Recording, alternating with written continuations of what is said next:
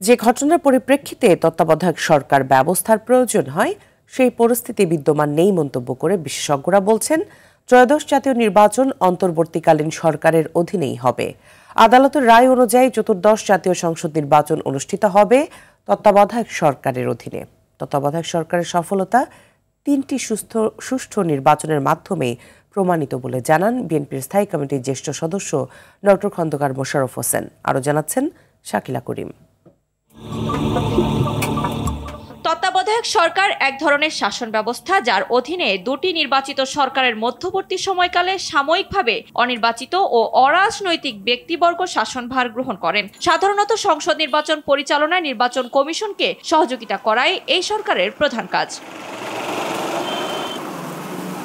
2011 সালে আওয়ামী সরকারের হস্তক্ষেপে বাতিল করে দেয়া হয় এই ব্যবস্থা। এর পরের ঘটনা সবারই জানা। আওয়ামী সরকারের অধীনে পরপর তিনটি নির্বাচনে দিনের ভোট রাতে মৃত ব্যক্তির ভোট প্রদান, ডামি নির্বাচন সহ নানা ঘটনার সাক্ষী হয় দেশের 17 কোটি মানুষ সহ পুরো বিশ্ব। আসন্ন ত্রয়োদশ নির্বাচন সামনে রেখে তত্ত্বাবধায়ক সরকার ব্যবস্থা পুনরায় ফেরাকে আশীর্বাদ মনে হলেও যে ঘটনার পরিপ্রেক্ষিতে তত্ত্বাবধায়ক সরকার ব্যবস্থার প্রয়োজন হয় 5 আগস্ট হাসিনা পলায়নের মধ্য দিয়ে সেই ঘটনা 1.5 বছর আগেই ঘটে গেছে। বিশেষজ্ঞরা বলছেন সংসদ ভাঙার 15 দিনের মধ্যে তত্ত্বাবধায়ক সরকার গঠনের নিয়ম রয়েছে।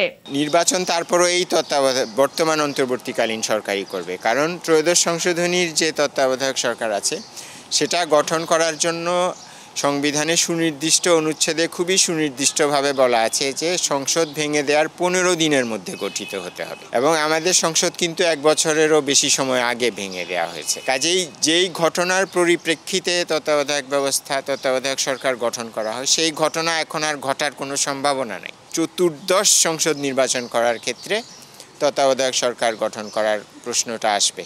সুষ্ঠু ও নিরপেক্ষ নির্বাচন অনুষ্ঠানের লক্ষ্যে বিএনপি তত্ত্বাবধায়ক সরকার ব্যবস্থা সংবিধানে এনেছিল। তত্ত্বাবধায়ক সরকার 3টি সুষ্ঠু নির্বাচন করেছে, এটি প্রমাণিত বলে উল্লেখ করেন বিএনপির স্থায়ী কমিটির সদস্য ডক্টর খন্দকার মোশাররফ হোসেন। আমরাই তো এই তত্ত্বাবধায়ক সরকার আমরা সংবিধানে এনেছিলাম যাতে করে নির্বাচনের সময় সুষ্ঠু নিরপেক্ষ নির্বাচন হয়, এবং এদেশে কিন্তু প্রমাণিত 3টি এরকম তত্ত্বাবধায়ক সরকারের অধীনে নির্বাচনে কিন্তু জনগণ সরকার বদল করে দেখিয়েছে।